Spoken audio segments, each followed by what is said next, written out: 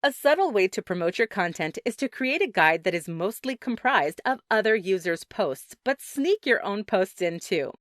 This will not look like self-promotion, and it will also include your content amongst other popular, reputable, and valued creators.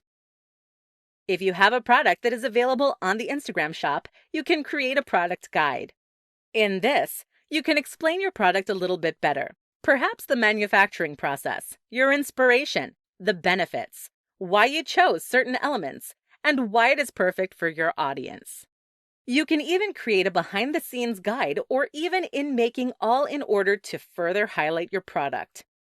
If you are the owner of a small business that has a physical location that is available on Instagram, you should create a guide to this business.